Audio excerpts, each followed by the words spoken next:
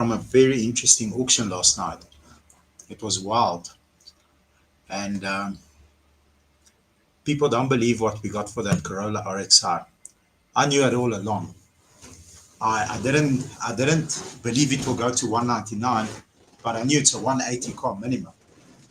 To the right person, it's worth over 200,000 rand because where are you going to get another one? Especially a one lady owner car that is literally a one lady owner car. And last night on the live, I disclosed some information on how we test it. So we have access to eNatus system, which then pulls straight into our computer at the office. So there's only 3 IP addresses that it's allowed to pull into, and I'm not even one of them. So our lady that does our registrations, because that's how she deals stocks costs, straight onto the system, and then the 2 buyers. So we've got Mossy and George, and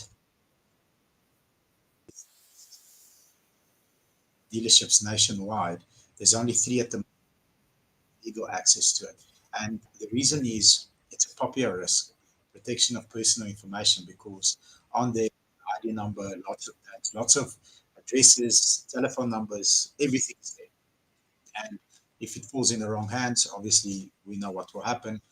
Then you know where the person lives, etc., etc. But hopefully, in the very near future, we are fighting hard to get every single dealer version of that access. So whether it be just purely accessing whether or not the vehicle does belong to the person in front of you, whether the latest that you have in front of you is indeed the latest document. There's a certain code that you type into eNatus and it will check, yes, this is the latest document. Who it belonged to, how many owners it's had. And once I showed everybody that, it tends to make, or it tends rather to make everyone more quiet and comfortable. Um, from the salesman, one lady owner, she drove it to the shops and back, and that's why the mileage is low. So, having said that, I'm going to jump straight into today's sessions. We're going 90 minutes hard on your questions. We are on Midpack Motors' TikTok live because mine was given a bit of a yellow card last night until the 14th, which is Friday. So we'll be back on my TikTok as from Saturday. The next auction is definitely on Tuesday. We've got a Kick-Ass, but a Kick-Ass 645 BMW convertible, the same shape as the M6 that we are currently marketing and advertising for R1 million. That M6 BMW is just about ready at BMW for like the biggest service of its life. They're changing all the fluids, everything. But same shape car, 645 convertible, silver, black roof, black leather. And that car, we're going to start at a stupid low, 80,000 rand for 6 Series V8 BMW. We're going to showcase that car probably on Monday. I think it's good to show the vehicle on Monday to everyone else. Then they've got enough time to do research and do all their checks and double checks and triple checks so that we can make sure that you've got enough time to do your research. Having said that, please, the format is as follows. You ask me any question off the cuff. The girls are watching the chat rooms. They're going to screenshot your question, shoot it to me. I haven't prepared for your question, so it's all fresh. I don't know what you're going to ask me, but I'm going to give you my best. If it's an area or business that I'm not an expert in, I'm not even going to try and attempt. Perhaps I can refer you to someone, or I can give you a lead that you can speak to someone that is outside of automotive. I've connected many people to lawyers, advocates, attorneys, but I'm not here to do that. I'm here to answer Q&A around the automotive industry. If you've got any other technical issues, WhatsApp me. My number is 0825426659 afterwards, and I can perhaps connect you to someone that can assist you with your problem. I'm going to kick off with a question that we didn't get to last week, which I kind of like. Um, and I'm going to give you some perspective. Chicano asked, advice please, bought an M3 from a dealership in Durban. Day of pickup, about to go with the car, drivetrain error. They fixed it, but error is coming back 1 month later. It's a very common fault on the F30 shape BMW. So that's a F82, I presume, that you picked up. And we've experienced this many, many times. And here's what I've learned. Usually, a drivetrain error is called a coil pack or a spark plug. One of the two. Problem is, and I'm not blaming the dealership, they're quite expensive. However, unless you replace all six, that error will keep coming back on. Because now you've got one brand new one that's firing right, and the other five are as old as the one that packed up. And why it packed up, who knows? They just do, because things are built, they're not born, and they don't last forever. But they do pack up. So I advise you to take it back and ask them what the fault code was or what the part was that was replaced. And I promise you, 9 times out of 10, it's either a coil pack, it's very small, a coil pack or a spark plug. And then just ask them so that you don't keep coming back every month. It will frustrate daylights out of you. Just ask them to replace all of them, even if you meet them in the middle at some sort of a cost or whatever. If they're a good dealership, they should say, cool, sweet, thank you for advising us. But that's from M3, 320i, 335. If a drivetrain error comes on, we know it's a standard operating procedure. Just replace all six or all four, depending on if it's a four or six, and then you should be sweet for a long, long time. Then let's have a look. F82 as a daily M4, absolutely yes. My colleague Eddie uses his every single day, drives probably about 35 kilometers one way. Loves the car. You can hear him coming from the bottom of the street. Loves it, loves it, loves it, loves it, loves it. Had to put two new back tires, as one does on an M3 or M4, last week, and he was crying. He said, yo, should I go for these or these? I said, well, do you want to go in the Lampo or on the road? I want to go on the road. Okay, let's go. Michelin tires, Pilot, Sport 3, whatever, the best tire that you can get, so at least that car can grip. If you put a cheapy tire on, a tire that's too hard of a compound, that goes all over the place, you will have an accident because the traction control will be interfering the whole time. It's very frustrating. Do we have some cool questions, gang? No? Let's go. What is it? How do you sell your car if it's still under a year old with a 200K balloon payment? Huh. Well, how do you sell your car if it's under a year old and there's a 200K balloon payment? So I presume you didn't put any deposit and you've driven it for 12 months. So the good news is you can.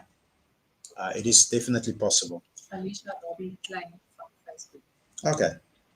Alicia, Robbie, Klein. So the good news is you can sell your car. It's definitely possible. The bad news is it's going to cost you money. And what I mean by it's going to cost you money is your settlement value currently is a lot higher than market value. You've driven the car for 12 months, it's depreciated. The car is worth less, unfortunately, as these assets depreciate, most of them. There are some that don't, and some that depreciate faster than others.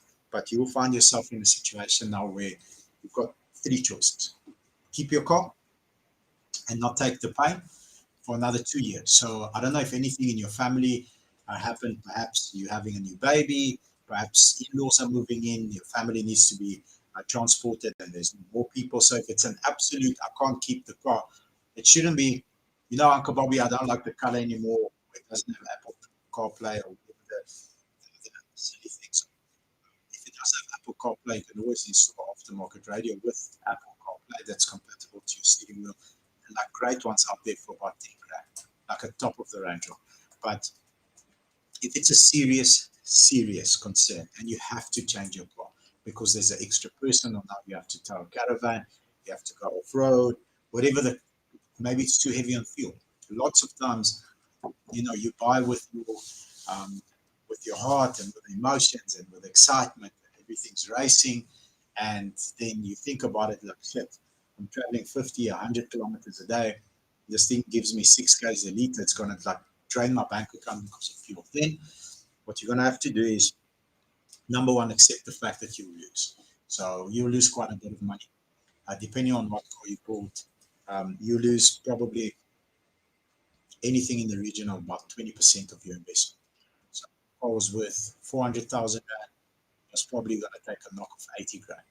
And the dealership will ask you, do you have that money to pay up front? If you do, the best way to do it is pay it up front, because if they have to load it on top of another vehicle, you're going to have to pay interest on that 80. So that 80 will cost you 130, 140, depending on what rate you get over the term, because now you'll refinance that vehicle over the entire term, which means you're going to have to pay that 80,000 with interest until you pay the vehicle off. So you can do it, but you're just going to have to be prepared to take a knock, unless you paid a very big deposit up front, which in this scenario, I don't think is the case.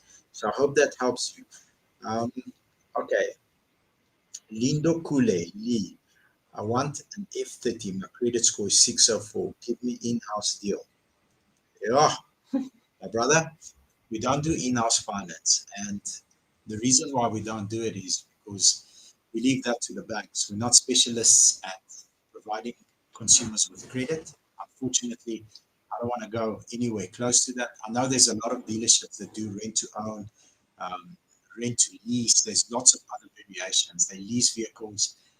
Some of them at very crazy interest rates, unfortunately. I've heard of like 28%, 27%, 29% interest rates when you take a vehicle from them. Most of them need quite a large deposit, so a big deposit, in order for you to take delivery of that car, which means you're going to be buying a 200k Polo, you're going to have to pay 40 or 50,000 rand deposit and pay 27, 29% interest rate on that car, and most probably it won't be yours, because I don't know if you can handle that pain for so long.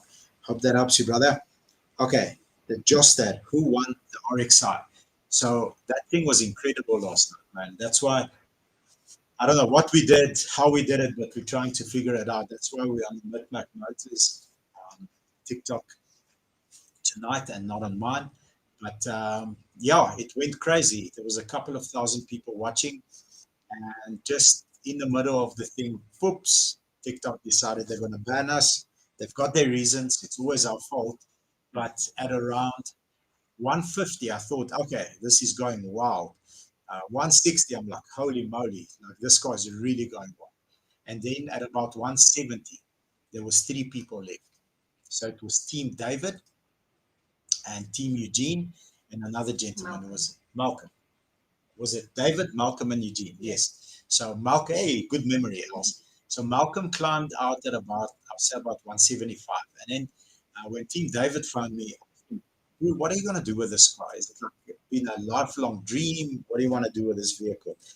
And then he said, I've got a small lighty, and I would like that car as his first car once he gets his license. So he won the hearts of, because we reloaded it on Mid-Max TikTok. I think there was 1,300 people. So he won the hearts of everybody. So everybody was like, Team David, we need you to win. And then Eugene kept on coming back and like offering 2 grand more, 3 grand more, 5 grand.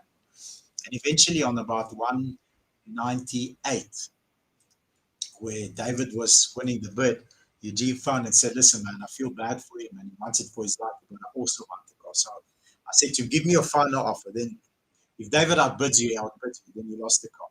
So he says, all right, 199. Is that your final offer? And he said, maybe. So I knew he was going to go, like he really wanted the car. Anyway, clock ran down to 0. As I said, so David found out. Unfortunately, didn't answer the phone. I didn't want to come into an argument with him. But yeah, the clock definitely ran out on him. And then Eugene paid for the car, and I'm not even sure when he's collecting it. He's just happy that he won the car and it's safe with us. But it was a genuine one-owner RXI with like 85% full service history at the agent. It was very cool. Very cool. I really enjoyed that. That was nice. What's the best first car I can buy? Umrah Valley. So what's the best first car I can buy? Tough one, let's ask you like 4 or 5 questions. So ask yourself this. What's your budget? If you say to me, let's say, for example, if it's a cash deal, 150, if it's a finance deal, 3 grand a month, I'll always reverse engineer the answer this way. You need to understand that that car needs to be maintained. You need to pay insurance. You need to pay fuel. You need to look after the car. You need to wash the car. You need to be able to afford the car. So if you can afford 5,000 rand a month and you're living on the breadline, I suggest you buy a cheaper car, go 3,000 rand a month. Now, as a first car, you're not yet exposed unless you live in a family that loves buying and selling cars and they've got experience. But as your first car, You need to understand that a service costs money, tires cost money, everything. A stone hits your windscreen, there's excess. You need to have insurance. So I'll say within some sort of a warranty period, at least for a year or two still, unless it's out of warranty and the dealership can provide you with a very, very good aftermarket warranty. So that's the most important part. And can you actually afford to use the car? Can you afford to pour petrol? Can you afford to take care of the car? Can you afford the insurance? And if you tick both boxes, lots of choices out there. Depending if you're a boy or a girl, where you stay, what are the road terrains? If you live on farm roads, it doesn't help you buy a Vivo with 17s and the thing's mirrors fall off the second day you try and go home. So good luck, brother. Hope you make the right decision. Don't you have tractor? Want to start farming? We had a tractor last week, a fall yappy. We had a fall yappy, so no, we unfortunately don't have one anymore. To ask you something, what type of work can I get for 10K salary? So good question, Nick. So 10K salary, the the guideline or the law is 30% of your gross. So if your gross is 10K, an installment of 3,000 Rand, which equates to roughly all in principal debt about 150. Now, if you go a little bit higher, you'll need to go an extended term or balloon payment to manage that installment of 3K. So that's more or less under 150 is your target, unless it's a very new car and they can load a balloon or stretch the term past 72 months if they can. How old were you when you started your business? Catwoman SA. Geez, Catwoman. So, like the coolest story. I'm sitting at my, I'm going to tell how old I was and how we started for the second time today. So I'm sitting at my desk. I've got my friend, Uncle Chico. He's been my best friend for like decades. I'm a Christian. Um, I started going to church every Sunday very recently. He's a devoted Muslim. He prays 5 times a day, doesn't cut any corners. We've been best friends for the longest time. He's got his beliefs, and I respect that. I've got my beliefs, and he respects that. He's very happy that I'm going to church every Sunday now, and I'm involved. I'm actually I'm actually assisting our priest. I'm Orthodox, so we've got a beautiful church in Midrand. So the person that was assisting the priest has decided that they're immigrating. He's a South African guy married to a Bulgarian woman. They're going back to Bulgaria, and I was given that option or honor to be the assistant during the service, which I accepted like right away. So I've got the traditional clothing. It's very cool. I'm very excited. But anyway, so sitting at my desk chatting to one of my best friends, and we're talking back and forth. He's also a car dealer though, so he wholesales lots of expensive cars, exotic cars, G classes and Bentley's and like all this other stuff. He's got Ferraris and very cool cars that he moves, and he buys it here, sells it there, he parks it on people's floors. Anyway, these two boys walk in, and they introduce themselves, but very well dressed. We are from this church in Pretoria East and would like to say hi and invite you for a service. I'm like, that's awesome. Let's go have a coffee. So they asked me the same question. So I'm going to give it to you again. Very young, in standard seven. So that's grade 9 for all the ID numbers that start with a zero. I started selling cars for my dad from home. He did it as a hobby to earn extra income, 1 or 2 a month. I really enjoyed it. Met a lot of cool people. Um, did lots of deals on the side of the road at the robot, pre-internet, pre-autotrader.co.za, still in the book. And then we used to advertise sometimes junk mail and buy there. Anyway, I got really, really good. So eventually I'm like, I really enjoy doing this. So I started working for one of my dad's friends at his dealership in Standard 9. After school, I would go there and did that throughout matric. 1 year after I finished school, I still studied business management through UNISA. My first year, I kicked ass, man. I got such good marks, and then got busy, and I never finished that. So it's okay. One day I'll see if I have time for that. I like to say that sometimes a street PhD or a PhD in street is also valuable. So that's what I got. But eventually, a year or two later, I saved up money and help from my dad. When I buy a little cheapie and I'm 12 grand short. I said, yeah, stop here. I've got money tied up here. All my salary is tied up in these two little GPs. I need 12 grand loan, please. Then I can buy this car for 18, make it pretty and then sell it for 22 and I'll make some money. So, took some time, created momentum. The gentleman had a bit of a drinking problem and eventually said, listen, this industry is not. So he left. And I was 21, 20 years old. Sorry, not 21. 20 years old when we registered our company, which was 20 years ago in March. So then 20 years later, just grinding 7 days a week, massive team. Our family never stops working. It's like literally, if you're awake, you have to work. That's the culture. And that was pushed by my dad as an example, still till today. We started training together 2 weeks ago, and he's 62, almost 63 in December. And in the morning at 5 o'clock, I'm supposed to meet him. He's actually also my neighbor. I'm supposed to meet him outside, and I'm always like a minute or two late. He's in the car, car's idling, lights are on, flash me, let's go to the gym. So just 20 years of nonstop, 7 days a week. It just doesn't stop. But to answer the question, 20 years old, which was 20 years ago, that was when we started. What was the biggest change you made in your overall operation that scaled you to the next level? Edward Russ. Love your questions, brother. By the way, it is the famous Edward Russ. It's so nice to actually connect with you again. And you sent me a couple of WhatsApps. There was like 5 or 6 times that I was really angry when someone resigned, and angry because I didn't want to lose that person. And Edward, I'll say it on camera, hand on heart, you were one of them, brother. I really enjoyed working with you. You were part of our cadetship program. I know you moved on in life and you're doing great things, and I can see beautiful girl on your profile picture. So I'm rooting for you.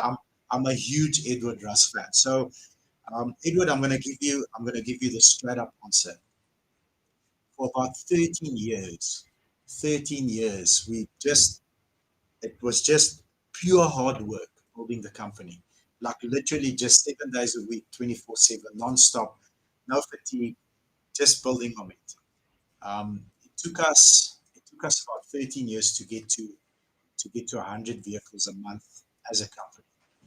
Then it was one early December. So it was just before COVID, early December.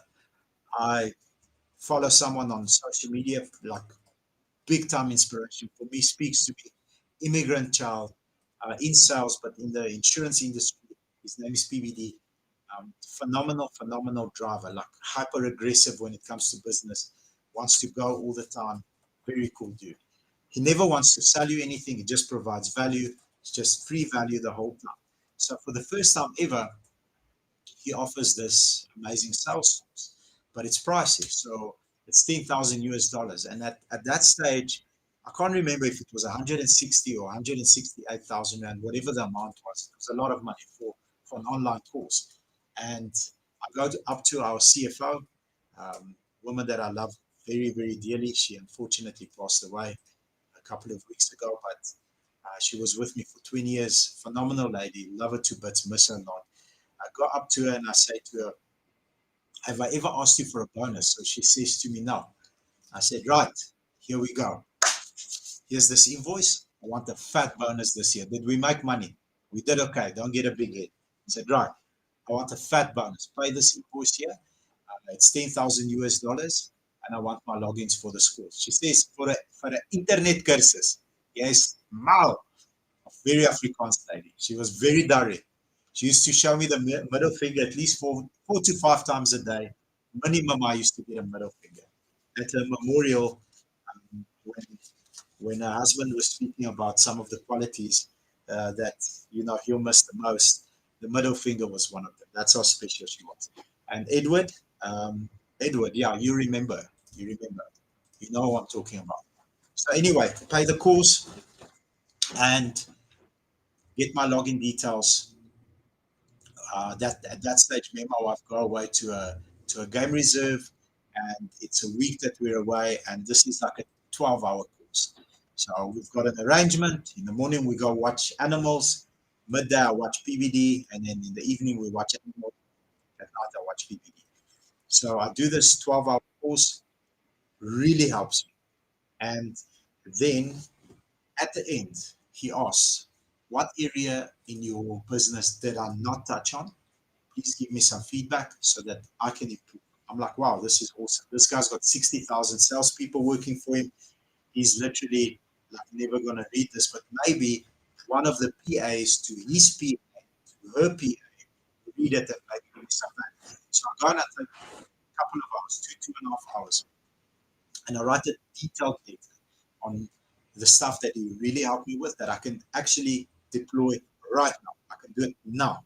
And then here's this one area that I really struggle with. And the area that I was struggling with at the time, and it's one that many dealerships struggle with, is there's a lot of movement among salespeople. And the reason is it's very hard to explain to dealerships that it's easy to teach someone how to close. It's the easiest skill to learn. I can make you a closer in a couple of weeks. I can make you the hardest closer in a couple of weeks. It's literally the easiest. The finding part is difficult. The building part is difficult. So how do you find customers is hard. That's very hard. Closing customers is easy. And then the building of the relationships after the close is also very hard because it's different scenarios, different strategies, different scripts, different ideas and outlooks on the customer. Anyway, I sent him my question. I said, this is what we're struggling with. You've got 60,000 salespeople. You actually not an insurance agency.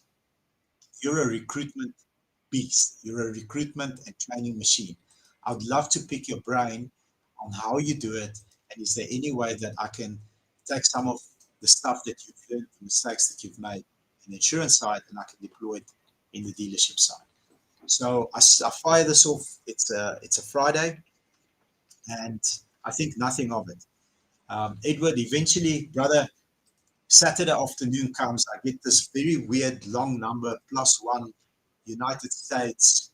I'm upstairs working, Bobby Hello. So Roy, that's the first time I ever spoke to Roy. So this like really American accent, the most American accent you can think of. It's like, hey, Bobby, like, what's up? What's up, America?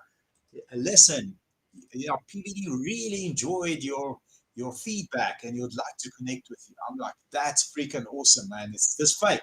He says, no, it's not fake. Anyway, say like, is there a cost involved? I really appreciate his time. No cost.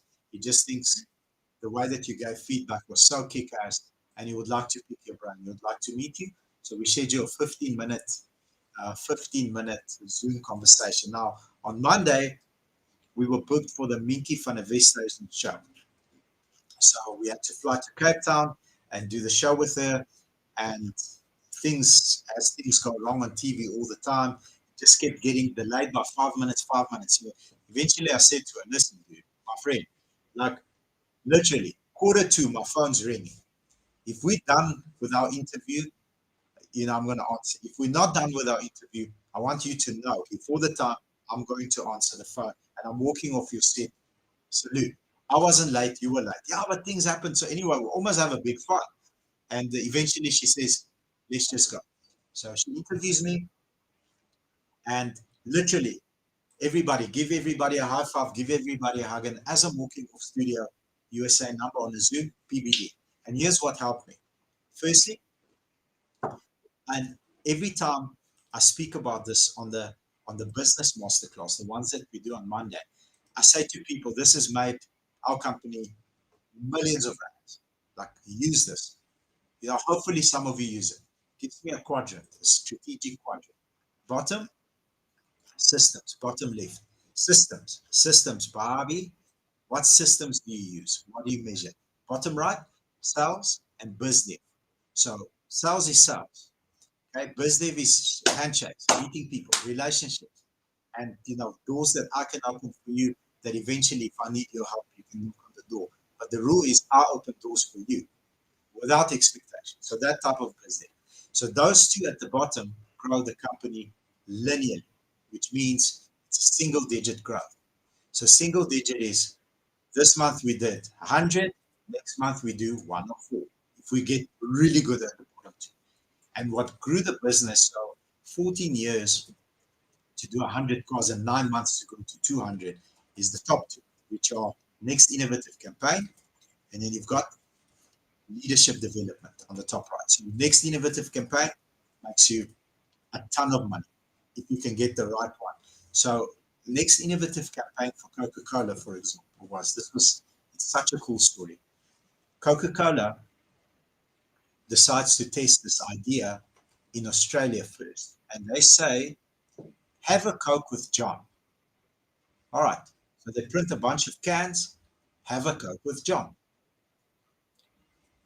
have a Coke with Mary, have a Coke with Peter, have a Coke with Eddie, have a Coke with Eugene. So they print all these names and they just blast them into the world. I don't drink Coke. I swear to you, on my life, I don't drink Coke. I freaking hate Coke. I wish Coke would just like stop selling people poison. But I go into the cafe across the street, and as I walk into the fridge, it says, have a Coke with Mahlatsi. I'm not even fucking kidding you. So it started in Australia, and it got the person that hates Coke. I hate Coke. It gives so many people sugar diabetes. It's like you rather drink your own pee. I think it's healthy. I'm sorry if I offend anybody that drinks Coke, but that's just me, right? My opinion. So they got me to buy a Coke because, like, where will I have a Coke with Matlatsi? She's my colleague. She's my right-hand girl. Sits next to me. I bought a Coke. I'm like, Bob, you just bought a Coke. You fucking hate this company. So I bought a Coke. So next innovative campaign is that. Then I decided each quadrant for each department, what is the next innovative campaign for buying? What is the next innovative campaign for sales? Next innovative campaign for marketing? What is the next innovative campaign for workshop? And then quadrant everything. That's the one part, because the top two will grow the sales and the business. That will grow it exponentially, meaning double digit minimum. So 100, 13 years, 14 years, whatever the time was, 209 months after that meeting. So in 9 months, broke everything down into 4 and started grinding. That's the first part. The second part that helped me the most is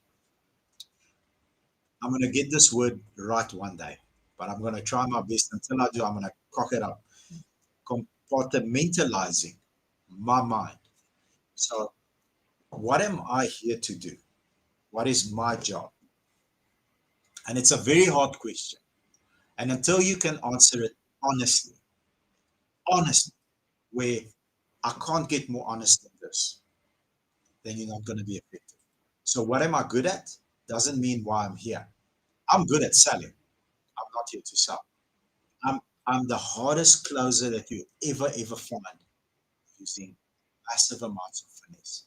So I'll finesse you, but I'll hard close you, because I know if you buy from me, it's the number one company in the country. No one can touch our quality.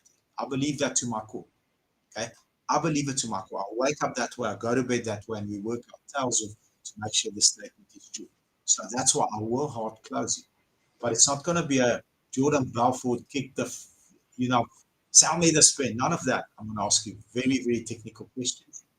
I'm going to make sure that the product that you're interested in is the one for you and your family. And I'm going to create such a logical case. I'll box you in so hard that you either say yes to me or block me.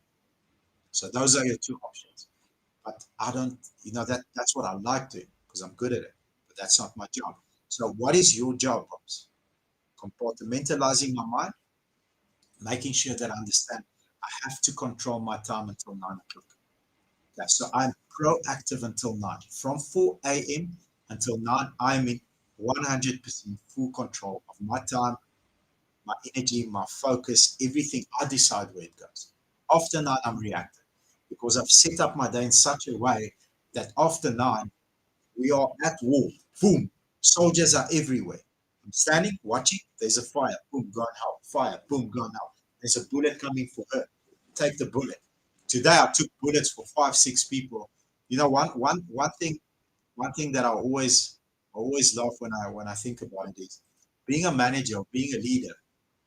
Most of the time you have to apologize to people that you've never met for things that you haven't done. How do you like that one? So Edward, I don't know how many minutes that was. I hope it helps you, mother. But the moment I figured out that quadrant in each and every department and really was honest with myself, what am I here to do? As Bobby currently, I'm here to answer WhatsApps. Believe it or not, because that's the leadership style that I've enjoyed leading from the front. If this is your flavor, shoot Uncle B a message. We'll deliver anywhere. Beautiful sunny South Africa. Uncle Bob's up. The moment that video posts, influx. Wow! I'm at probably close on to 3,000 WhatsApps a day, between 2.5 and 3 a day, but I think it's close on to 3,000 currently. It's fucking insane.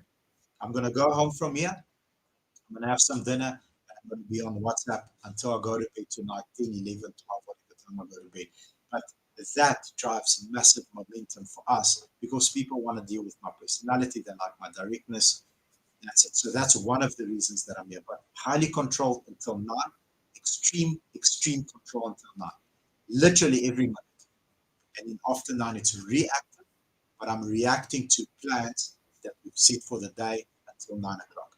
I'm going to move on because that was a long ass answer. Sorry, brother. Opinion M4 F82 as a daily. Brother, definitely. He drives one every day. The last week or so he drives, he's got a very nice 1600 velocity with like the biggest sound system ever. It will rattle your windows like 4 miles away. But yeah, it's the best car. You'll have fun in it. You'll never get bored out of it. It's just phenomenal. Buy it, enjoy it, kick ass. 120k, what car will be able to get from the Audi lovers indeed? Tasha McLaren. Love your surname, man. You've got a cool surname. Yeah. Tasha, first of all, I'm going to be very direct. I hope you don't mind. But I wouldn't buy a 120k Audi because that Audi would be very high mileage. I love the brand, by the way. I love Audis. They build like the nicest gearboxes, the most direct gearbox. It's a lovely car. I love S3, RS3, R8, my favorite cars to drive. An Audi at 120k is going to have lots of miles and lots of problems. So at 120k, from what I can make out, you're a young lady. You don't want to be standing next to the road, especially at South Africa's not a safe place. I would suggest U-shaped Figo, Grand i10. You can get decent cars in that price range, and then build yourself up to an Audi. So sometimes, to get to the top of the ladder, you have to start at the bottom step. But if you do go Audi, I would highly recommend manual. If you go for a bit of a higher mileage, highly recommend the manual because that S-Tronic and the DSG is very similar. Multitronic gearboxes, stay the hell away from them. But you've got Megatronics inside the brake, the clutches brake, it starts to kick, it starts to roll back. So they've got their hoofers. If it's a manual, it's a lot safer, it's a lot cheaper to replace a clutch. And then in that budget, you'll probably get a 1 liter, maybe a 1.4 liter. A1 is a nice car for a girl. If it's a bit small for you, A3 sedan, bit of an older one. But I would suggest, maybe look into a new shape Figo. I love the new shape Figo. The new shape Figo is such a cool car. Look into something like that, maybe Grand i10. I hope I didn't confuse you. What do you need? What do I need to earn to drive 140i Shadowline? So 140i Shadowline, like a nice one, is probably about 450k. So you're looking at about 35 to 40,000 rand a month to be able to comfortably afford the car. I'd say closer to 40, then you should be okay. Pay the installment, have enough money to look after yourself, your family. Insurance, very important, and be able to afford the fuel and the tires, because the first couple of months your tires are not going to last long because you're going to be enjoying it too much. By the way, on the insurance part, a dude sends me a message, Uncle Bobby, I've got a problem. I had an accident with my Golf 8 GTI, and I need you to help me. How do I sell this vehicle? Who do I contact? So my first response is, brother, are you okay? It was like anyone hurt? No, but the car's pretty messed up. I said, well, approach your insurance. There's a long story. I said, what's the fucking story? Well, I kind of sort of, canceled my insurance 3 months ago. So I asked him, brother, how easily are you offended? Are you easily offended? So he doesn't type for like a minute. I'm watching him. He starts typing. Those 3 lines you can see on WhatsApp when someone's typing. So I'm like, here it comes. This is going to be a snowflake. He's going to tell me about his granny and all this other stuff. He says, Uncle Bobby, give it to me raw. I messed up, man. I screwed up. I overcommitted. I couldn't afford the car and the insurance. So I said, listen, I don't need to give you anything raw. You've already paid the price. Feeling the pain. You know you made a mistake. It doesn't help me go and, you it's like you've got a big wound here on your stomach and I go and put salt in it. I don't need to put salt in it because some people don't know that half their body is missing, but they're limping around being retarded because they don't switch on their brains. Not that they've got a disability or problem, they just act stupid. This guy is not one of them. Obviously made a mistake. Bought with this, not with this. Couldn't afford both. Very young guy. Insurance is crazy high. It's like a car installment. Cancel that, brands the car. So remember, you need to pay for the car and the insurance and the fuel and the maintenance if it's out of maintenance plan. So 40K is probably the number. Uncle Bobby, do you want AI song for Midmac? Well done, well done. DUNN. Okay, AI song for Midmac. So a couple of our fans have sent us a lot of AI songs, but if you've got skills, brother, please send it to us. Do share it with me, and I'll share it with the team. If they like it, then we'll give you much, much love. So I appreciate the effort. I would really love an AI song about Midmac, but mostly about Bobby. Nothing about Auntie Els. It'll be short. She says So, the song will be short. You see now. What's in your copy? Are you drinking there's alcohol? Drinking, say, Branaway. Open my copy cake. So appreciate you, man. I'd love to hear the AI song. Jaden Drive, what is your favorite car? Favorite car. Favorite car is a sold car because everybody gets to feed their families. You get to bless a customer with a kick-ass vehicle. If it's a young person, create the freedom so that they can do their things. Um, but a favorite car to drive. I love, love driving a C63S coupe. That's like one of my favorites. I love driving an M4, M3 competition. Anything that converts petrol into noise and sends the power to the back is like my favorite car. But if you really enjoy driving and you sit in a C63 coupe, the V8, and it's a two-door, maybe you got crazy red seats. I had a gray one, like a very dark gray with red leather seats. You start that car, you put the exhaust button on, Sport Plus traction back on. So sometimes it switches it off. You have to switch it back on. You will die. Like driving that car in manual mode and not even racing the car, just enjoying the low down torque and how at 3,500 RPM the bomb comes out. Amazing, phenomenal car. Same with the M4s and the M3 comps. Yeah, I like a rear wheel drive. Mind you, RS3 is also fun. So anything that converts petrol into sound and fun. According to the CPI, dealership is supposed to give 6 months guarantee. Why do dealers force you to take a guarantee? Is this the same question or is it a new person asking the question? So we did answer that one. I'm going to answer it again. So I'm going to give you I'm going to just not get it wrong. And it comes from Denzel Washington. If you don't read the news, you are uninformed. If you do read the news, you are misinformed. So a question like that, I just want to make sure because I've got a lot of these user 5234785 private accounts that go and split hate on my TikTok. So you sound like a good guy. So you're asking a genuine question. I want you to just be open-minded to what I'm going to say. I'm not going to defend the dealers. I'll play devil's advocate both sides. And the dealership may not force you to take a warranty. So I cannot force you to take a warranty. It's illegal. Okay. I can't say you must take a warranty. You must pay tax and you must die one day. That's about it. Everything else is negotiable. So no dealer can force you to take a warranty. Okay. The conversation that I have with customers, and I'm having it very, very few times and far apart these days, is because clients are smart and they understand how the world works.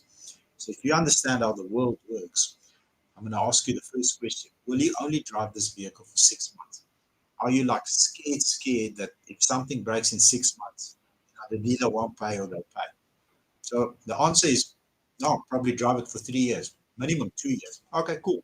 So what happens after 6 months? A good dealer will look after you until the day you trade that car back in. Number one. Number two, if you go and study the CPA. So study means you go, CPA book is like this. You buy the book, you read the book, then you read it again to understand it. And you must have some sort of a legal background to understand all the bylaws and all the clauses. But if you study it, what the CPA says, it protects the customer, that's great. But it protects the dealer as well. So if you think about the law in its simplest form, it will cover any and all non-moving parts. So what on a car doesn't move?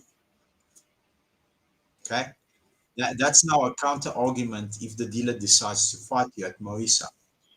What if the gearbox breaks at month 9? Then you're on your own. You go to the dealer. It's like the dealership won't tell you, hey, yeah, get off my floor. It's after 6 months. No dealership is watching the clock to say, oh, Mr. Johnson's car is out of the 6 month. Yay. No, it doesn't work that way. So if you think about, let's take an Audi, because the lady earlier spoke about an Audi. To go and redo an Audi gearbox, it's going to cost you 45 grand. Minimum to get it done properly. Call it 50 to get it done properly. Clutches, mechatronics, labor, time, oils, filters, all this other stuff, programming, 50 grand. If you buy that vehicle and at month 9 it breaks, you're going to have to fork up 50,000 rand somewhere. Under the bed, wherever you've got some money. If you have, unless you don't have it, you go get a loan. A warranty that we sell is 17,900 rand, covers you for 2 years. Covers that cost fully, no problem. If you break it down in 2 years, what is the expense that you pay monthly? It's a couple of hundred, 200-300 rand, whatever the amount is. Is it worth it to go and rely on a CPA for 6 months, when then after 6 months you're still going to be using the car and you're at risk? That's the answer that, I can't give you that answer. I can only present the question to you. That's number one. Number two is, what if that gearbox breaks again? Well, the place that repaired the gearbox will have to stand for 12 months. Cool. If it's RMI approved, then it's a good guy. Cool. Now, you're not going to take it back to the dealership. You're going to go and fix it on your own because your 6-month period is over. If you buy a warranty from a dealer, it's covered for 2 years. The car breaks, you go back to the dealership. If you bought a car from me in Cape Town, we'll say to you, sir, someone will come fetch your car right now, and we'll arrange a courtesy car for you. And then when your car is ready, someone will bring the car back to you. You didn't give the car to someone, you gave it to me. So you hold me liable and accountable for the 50K repair of the gearbox. Which means if that car breaks, you're not going to go and fight a battle with Frikkie that came and fetched your car. It's on me. I take responsibility, I take liability. Whoever I send the car to will then get it from me. But if that car's gearbox is not right, a month later, I get the call, not them. So there's no third-party battling. Now, having said that, I'm going to start it again. You are not allowed to say to a customer you could take the vehicle without buying a warranty from. Now, on the flip side, I've had a situation very recently. I spoke about it last time. Lady came in and bought a B-Class. B-Class, I think a B180 Mercedes-Benz, an older one. Not the very, very first ones, like Gen 2, Gen 3. Bought the B-Class, drove it a couple of weeks, I think a month and a half, and she came back and she said to me, this is, by the way, not a warranty-related issue. It's a Moisa-related issue. Bobby, my car doesn't drive like a Mercedes, it drives like a Hyundai. I said, okay, what's wrong? Do you hear stuff? I said, come. So the car drives like a B-Class. Drives like nothing wrong.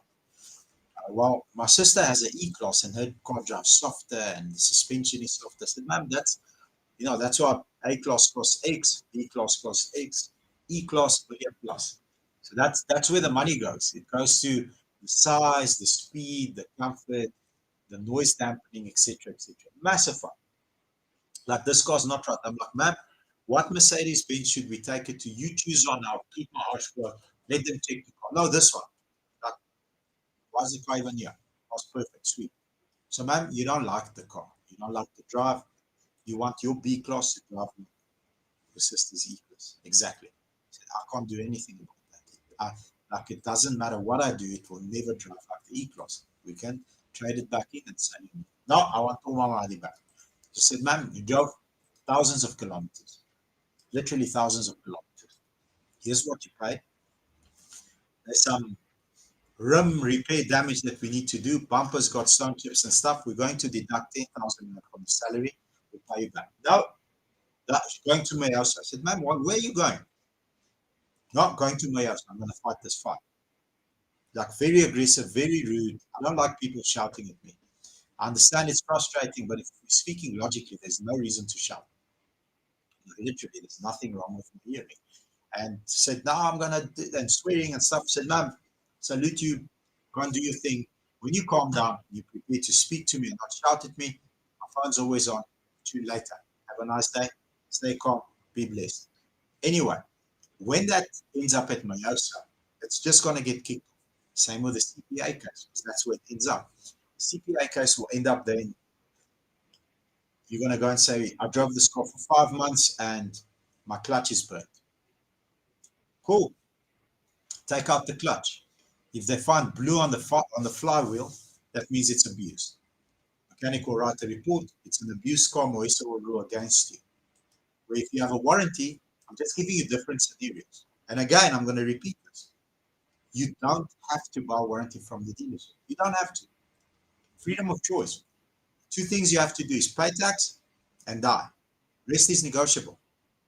So if the dealership has the warranty, take it out. They can create the claim, do the claim, change your clutch, whatever it is that's wrong with the vehicle, they'll go out of their way to make sure they assist you and retain you as a customer.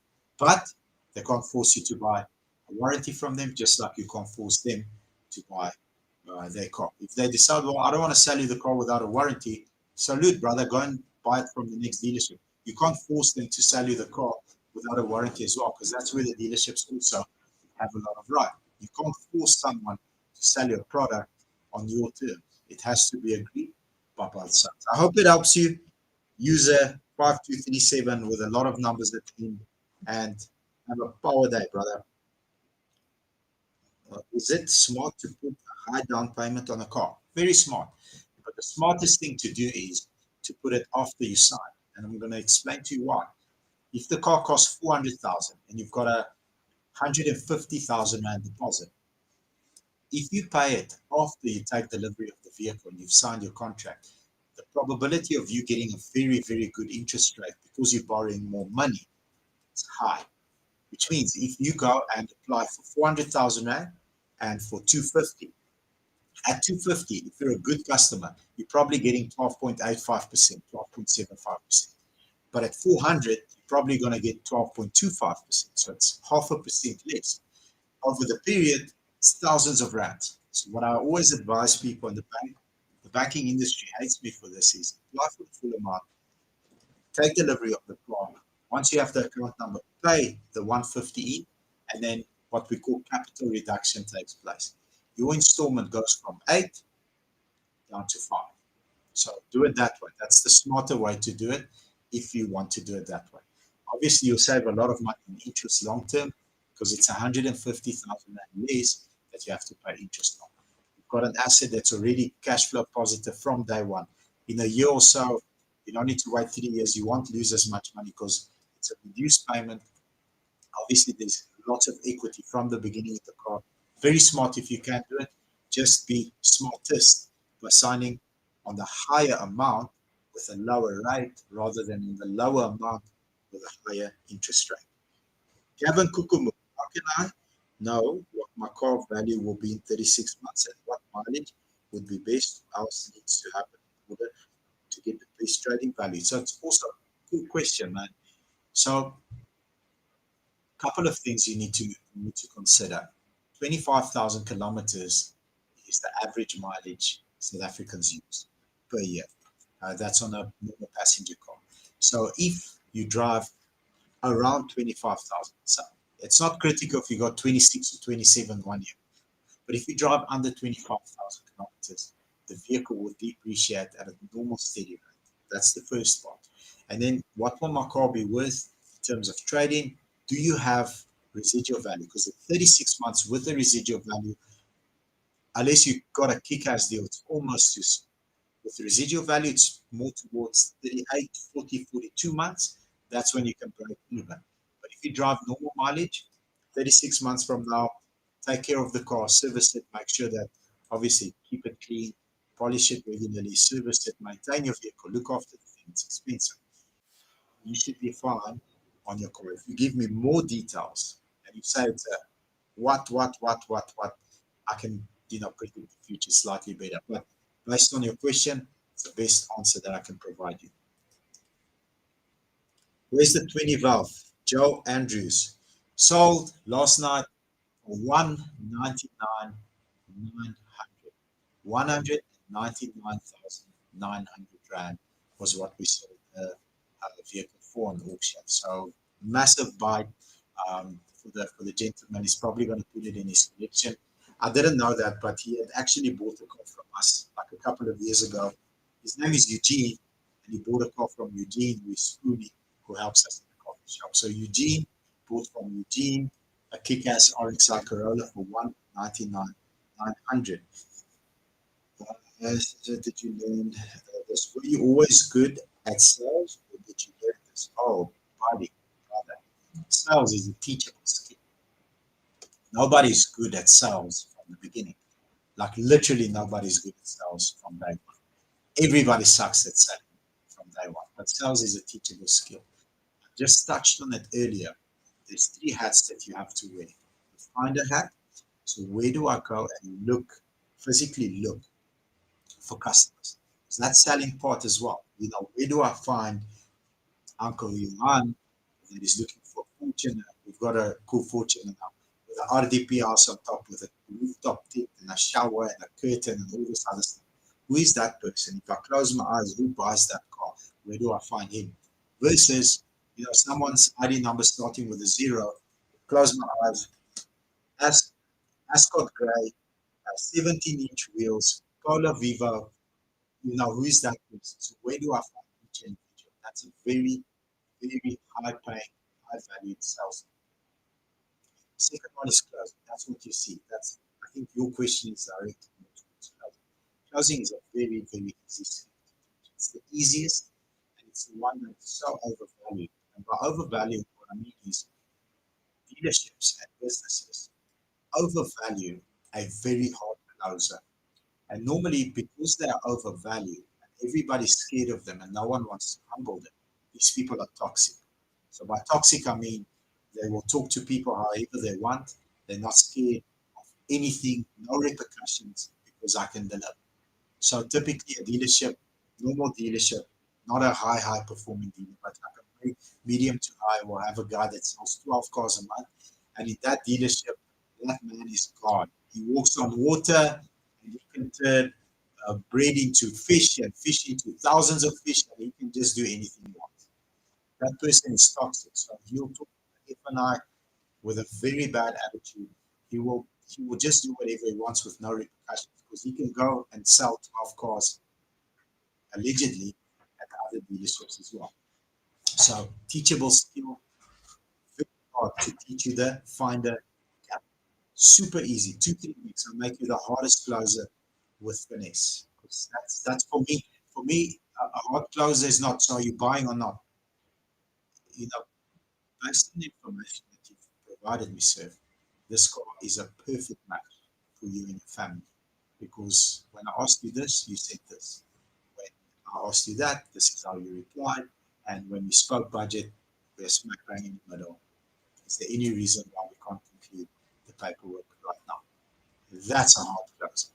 Not the crazy Jordan Belfort type of guy. So the hard closer is leading you into a logical yes, but also using emotion. So that's hard closing. Easy to teach you that. And then the hardest part is the builder, and that's the one that makes the most money, by the way. The builders, the good builders make the most money, and it's the hardest skill to teach, takes the longest. For me, I'm talking about, 6-figure earners that I've produced personally that came in as cadets, 6-figure earners. Being that takes a minute. So how do we grow that, foster that relationship that we've just created? What do I do a day after, 6 months after? When you ask me a question, when you refer a customer, how do I correctly ask for referrals? I can't deliver a car tomorrow, ask you, how am Jan, wie wil a car koop? Who else wants to buy a car in your family? If you do that, I'll just end up with you. You're like, recruit, man. You're like, it's distasteful. So the finesse part in building is also hard. But was I born a great salesperson? Brother, the truthful answer, and I've asked a similar question to PVD. Same answer as mine. No, no one's born a great salesperson. If you're interested in a very good salesperson, people, culture, context. So culture is important. Someone walks in with a ZCC badge, I greet them khutso, and then we have a laugh. People like, man, I enjoyed you, white boy, that you understand my culture. Then we speak a little bit about, what goes on in the meetings, because I really want to know. It's not that I'm trying to butter you up to sell your car.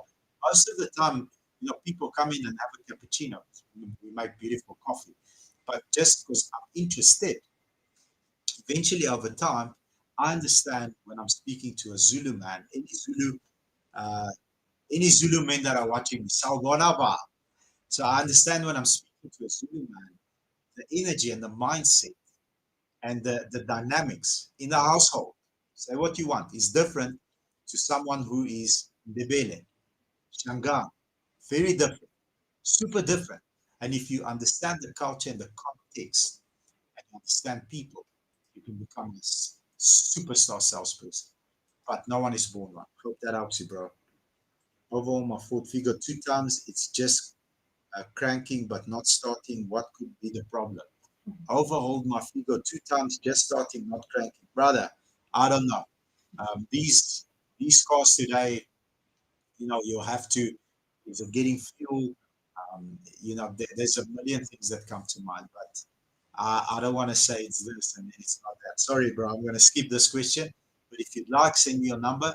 I can forward it to the number one reputation workshop in the country. We won it a couple of weeks ago. I'm sure that if I just send him that screenshot, I'll give you 17 things to try. But I don't know how to answer your question. Sorry, brother. Is Mini Cooper a good brand? Yes, I love Minis. You have to accept the good with the bad. Every brand, literally, virtually every car I've ever driven, I can find something that I don't like. There's a fault. Like literally everything. There's not a car I haven't driven that I'm like, this is even an M2 manual. Come, there's faults in it. Everything has a fault. Minis tend to, the older ones tend to rattle a bit inside. So phenomenal car pulls like a steam train, especially a Cooper S. If you've got a JCW Cooper S, that you are top G. Like I respect you from here to the moon. One of my favorite cars to drive. But they do have a bit of a rattle. Every car's got a flaw. But is it a good brand? I love the brand. It's funky. It's young facing. It's very good looking. The amount of stuff that you can customize, you can wrap them really well. One of my friends had a GP, the latest one, GP3, I think it's called. If I make a mistake, I'm sorry, but I think it's called the GP3. So it's the latest Mini, the 135, similar 135 engine, but boosted. He actually took that car somewhere and he did a martini wrap. They did a cool video. So the guy that wrapped it's got like this ball of wrap that is squished. He throws it onto the Mini and then like cool music cuts. And the Mini went from the original color to this martini wrap. I was so in love with his car. And he wanted stupid money for it. And I was like, fuck, let me make a bad decision in life. Let's go. I'm going to buy it and I'm going to keep the car. And at the end, he's like, yeah, Uncle B, let me just drive it a while. I'll let you know.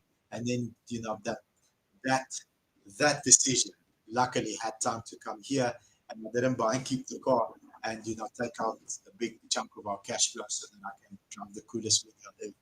Love the brand. Generally they're fine. The newer ones are okay. and they don't have potholes or issues. It's BMW derived technology. Again, drivetrain light comes on, change all four plugs, change all four coil plugs, we should be fine. That's more or less generally. I'm talking. We've had occasions where it broke a gearbox or whatever, but generally 9.5 times out of 10, super strong car, cool. Uh, Option on the 1.5 TDCi EcoSport. Love those cars. Light on fuel. You can pick them up for under 200 now with decent mileage. It will last you a lifetime. They didn't make this one, the older ones. They didn't make in Vuelta, which is sad. It would have been like an even cooler car if they made it in Vuelta. But very lovely car, light on fuel, not a hijack risk. Super nice car to drive. Very good. Beginner car for 150k, 10 years old, and not a VW. So I would recommend Vian. So it's a man. Uh, Vian, I would recommend you find an EcoSport, like the previous question. Literally, if you can find a nice car, diesel, EcoSport, it's high enough. It's a mini SUV, or nice Fiesta, nice Figo. U-shaped Figo is a lovely car. Really, really nice. Uh, Easy to maintain. Not a difficult car to work on. Uncle Bobby, I'm paying 3,200 for my 2019 Ford Fiesta 1 liter EcoBoost. Will it be possible to trade it in for a Polo Vivo with the same installment or less? 2020 model. So no, the answer is no, unless you have equity in your car. So 3.2, you're looking at 150,000 rand. 2020 model for 150,000 rand. No, the answer is no, unless you're prepared to take something with super high mileage. But the answer is no. 3,000 is unrealistic. You're driving a very nice Fiesta, a 2019 EcoBoost, very nice car, packer car. So the direct answer is no, unless you've owned this Fiesta for like 5 years, it's almost paid up. You give a nice big deposit, and it will bring the equity down to about 150. The principal debt, what we call it, the PD. If your principal debt is 150, then it's 3.2 plus minus, depending on the interest rate. Right. I want the first Gen 7R. My budget is 8k with insurance. Is that possible? Um, yeah, I think it's possible.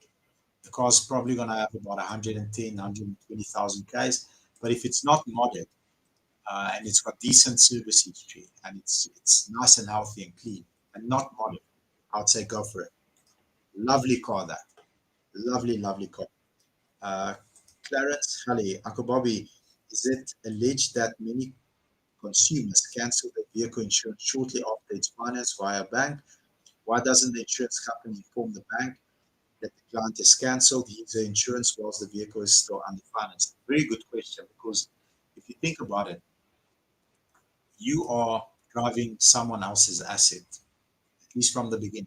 The bank borrowed you the money, the funds to buy that vehicle. So technically, as the title holder, the bank owns that car. Now, having said that, South Africa is a problem, people. It's, the couple of questions ago, the guy that cancelled Golf 8, that he bought insurance because he couldn't afford the insurance. He literally told me, Pops, I'm paying so much for the freaking car on installment, and then insurance, I still need to pay rent, fuel this car. Like, when am I going to eat? I've got no money left to eat. So I canceled the insurance, had an accident. It's a big fuck up. But is it true? Yes. In the higher 60 percentile of cars are uninsured. Most of those are financed. It's really a risk. So people are very excited to impress the Joneses. And that's why they do dumb shit. Because to impress the Joneses, you're going to pull up in your Verpa, but you can't really afford it. So rather going home with a TSI and, living a comfortable life where you can actually go to the shops and buy food and buy things for your family, buy your kids toys for Christmas, you pull up in a Verpa because that brother, you must see me, I've arrived, I'm here now. So the mentality, and it's like across all ages, cultures, genders. If I find these Joneses, I'm going to burn their house down, because it's not even specific to young people. I see it all the time with old people. Like, you old, you're supposed to freaking know better. It happens. So people are uneducated when it comes to their finances. people are uneducated when it comes to ego. Like you can like chill, bro. In my complex where I stay, there's a very wealthy German man, super wealthy, extremely wealthy, like extreme wealth. That guy drives a Polo TSI. His wife drives a TSI, and he drives the old age Jeep Grand Cherokee. Like that guy can drive whatever he wants. Drives an old Grand Cherokee. Doesn't phase him. Whatever. But he's got his ego in check. Other things are important. Now, having said that, if a car is very important to you and you're not worried at this stage of your life about other stuff, buy the car. Okay, but make sure you can afford the insurance. I always teach this in sales. It's a very valuable lesson in sales. So if you're a salesperson, sometimes you know people never understood this. Eddie comes to work with LV shoes, Louis Vuitton shoes. It's like a 40 grand tag. Now I'm watching everyone. I just tell him, bro, if you fall asleep, I'm taking this stack and I'm fucking awesome. It's legit. It's legit. It's so cool. I love the tacky. But I'm your biggest fan, bro. Taking photos with my all stars next to these LVs and then creating polls on Instagram. Who's got more game? Obviously, I have more game with the all stars. Now, who's got more game with that LV? But here's the one sales meeting. Now I encourage this because we've got different colors, different cultures in our office. Now I go and like stoic, I go and stir the pot. And I say to the African circus, like, fuck man, 40 grand for a tacky. My all stars are 1.5. I can buy like 30 pairs. They last me 3 years. Fuck, I'll be dead before I walk out my all stars. By the time I buy an LV, it's like, do you guys see the value? And then I sit back. I sit back, and now everybody's like debating this. And me and Ed's are smiling because he knows what I'm doing. He knows what I'm doing. He knows exactly what I've done it to him many times. After 15 minutes of heated argument and calculators and all this other stuff, and then they accuse him that it's fake, and then he has to show them the video in the store where the fucking receipt there is like, it's not fake, shut up. I can afford it. You know I can afford it. I earn enough money. Then eventually I say to them this, Ed, talk to me about when you were young. I said, Bob's, I never had fucking shoes. I said, cool. I know that. I know that. That's why that's important to you. Because coming from a position where you never even had money to buy shoes and you weren't born in a household, like you walked around barefoot, went to school, played soccer, did your thing barefoot. You never had shoes. So for you, buying the LV at 40 grand is an achievement that is undescribable to him because he had fucking shoes. You never had shoes. He had shoes. He cannot justify the 40 grand shoes, but to you, it's not about the shoe. It means nothing to you. You can buy 10. It doesn't matter. It's not about the shoe. It's the fact that this is a reward for me because when I was growing up, I always wanted to own a tacky like this. And I bought the tacky, and I wear the tacky, and I don't care. Okay, so to answer your question that way as well. So if the car is the one thing that you want to reward yourself with, for me it was the car. Very, very young, working very hard, Eastern European, grew up in a village, looked after sheep with my uncle and grandfather. I don't want to plead poverty. Doesn't matter. No, that shit is in the past. Cold country, grew up very. So I don't want to plead poverty. But for me, I always wanted an M5. And I said to myself, when I sell 50 cars or more at the dealership, I'm going to reward myself by buying an M5. It was just, it drove the fuck out of me. And at 50 cars, I was 23 or 25-year-old lighty, 25-year-old lighty, driving an E39 M5 like a boss. If I ever buy whatever car I ever buy one day, that's a dream car. That car will never give me the joy that I had the first day I had my M5. Never. Nothing will ever, material will ever give me the joy I had.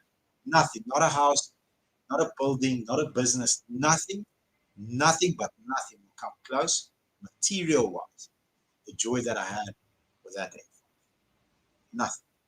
Once it was done, that's why sometimes you hear, I watch Ronaldo's interview with Piers Morgan, and how many cars do you own? He said, I don't know. And eventually what it got down to, he said, you know what, when you're a boy, and he was hanging out at the back of McDonald's, they didn't have money for burgers, so there was two ladies that fed him and his friend the burgers every second Thursday because they had no money. And I think a year ago, very cool story. Go watch that interview as well. It's very nice. Ronaldo, I love that man's mentality. But he said a couple of years later, when flying back into Lisbon, Portugal, he actually walked into that woman with his family, getting goosebumps. And he said, I went to her and I gave her this hug, and everybody's looking at me like, who's this woman?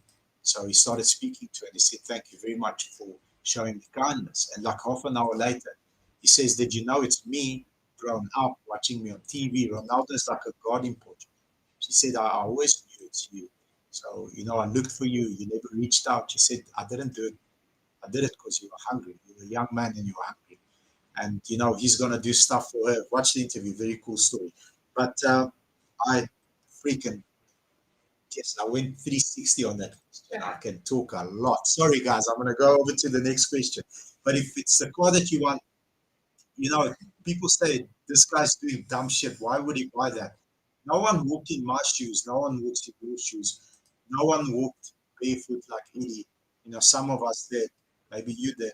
I didn't walk barefoot. I'm going to take that back. But no one walked barefoot in that current office. So him buying 40 grand shoes is important to him. And it's not for the reason that you think, so that people can see he's got LVs. It's important because he had never had shoes. Now he's got the best shoe in the world. Uncle Bobby, what's your thoughts on the new highlights? So we had a massive debate this morning. And according to some of the people in the office, there's a Chinese influence on the headlights. No, just kidding. I freaking love the new look. I think the interior is beautiful. I love the back. The back of that bucky looks super nice. It's not only Suzu in disguise. I know that bucky in real life, because pictures, it's hard to judge it on pictures. When it comes to us and in real life, drive the vehicle, it will be amazing. According to what we found out, there's a plug-in hybrid as well that's going to be available somewhere. I don't know what the specs are, but if a plug-in hybrid comes with some serious power to challenge these ones from China, it will be quite fun. I don't know if it will sell, mass sell in South Africa, plug-in hybrid, but who knows, man? We are a progressive nation. We like to experiment, and hopefully we get to see all the things. But as a person, I love the new look from the back. Interior is gorgeous. The front is beautiful. It will always be, more beautiful in person. So I'm a fan, hugely a fan. I need Quantum Cash, only have 200K. That's hard, brother. You're gonna buy Quantum that was attached in many years. That's taken a beating. So very hard for that price range, unfortunately, sir. We currently busy with a big parcel, 25 Quantums from a business, and those were used. But we're not gonna keep them. Just gonna move them on. But they're rough, and that's more or less the price range that they want, slightly under, because they've worked, man. A Quantum works. That's the hardest working car in South Africa. But under 200, I won't be able to help you, brother. I'm sorry. How's it, Uncle? I love the channel. Can I invite you to come check some seek another level race cars at Kailam? We'd love to show you around our race cars and F1 cars. Wow. Julian van der Vat. So Julian van der Vat. Love to join you. Thank you, brother. I appreciate you. I'll take the opportunity with both hands in a split second. Thank you very much. I really love that. Please advise a Runex for 80K, Isuzu X Rider 250K for long term. No, there's no Runex for 80K that I can help you with, or an X Rider for 250K. No. X Riders start at about 339 with the higher end mileage, 130, 140, 150 up, all the way up to 499. That's the price range that I like to buy. Because if it's a 250K X Rider, it's probably got 400,000 Ks. It's not really a market that I want to get involved in. I love being dealer of the year. Every time I wake up in the morning, that I know that our dealership is dealer of the year. It makes me work even harder to retain it next year and defend it. But if I have to sell in that price range at X Rider, that honor will be taken away from us. How can I become a salesman at Midmac? I'm matriculating now and want to work at Midmac next year. So Chris Trends, interesting surname, brother. Don't know where that's from, but Chris, the best way to do it is I love working with young oaks like you. Apply for our cadetship program. It's a very tough selection process. We've got a very strict way that we select people. Most people make it to the first round. We've got like 70, 80 people in the training center. I present the good, bad, and the ugly of the industry, why you should not join me, what are the benefits if you do. I'll give you the full picture, 360. Then we start the course. We normally write a test at about week 2, where we eliminate half of the people, like 50% drop off. There's no favoritism. Last run that we had, Jaden that works at my branch. Jaden, by the way, is on his way to maybe, if he really pushes hard, do 15 cars this month. He's literally en route to do 15 cars this month. It's his 3rd month with me. But Jaden, Clooney, those were my 2 favorites. From the moment I met them, those 2 boys, man, that Clooney, he's got. I can, because we already selected the rest. They were my 2 favorites. I never said it to anyone. I said it to myself. Self, these 2 are your favorites. But, there was no favoritism shown. You write an exam. It's an electronic exam. It's created by me and the team on different areas that we teach you. First run, 50% gone. Second run, 50% gone. Third run, 50% gone. And then we were left with very few boys and girls. We were left with 6. And my intention was to include 4. So I had to cut 2. So in the studio, we were going hard. I was grilling them. Some of it was captured. Most of it wasn't captured. So I was grinding them hard.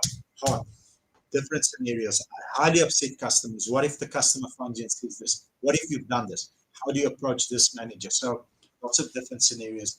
And I couldn't decide to cut 2 people. I said, no, we're employing all 6. But it was very hard work for all 6 to make it through to the last stage where we split them up into the tiers. So I'd suggest look out for our next cadetship program.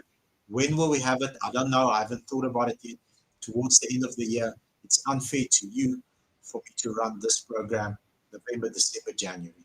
Probably be February or March, because if I run it November, December, January, these are very busy months and I'm grinding hard. I don't have the luxury of time to offer you if that's what you need at that stage of your career.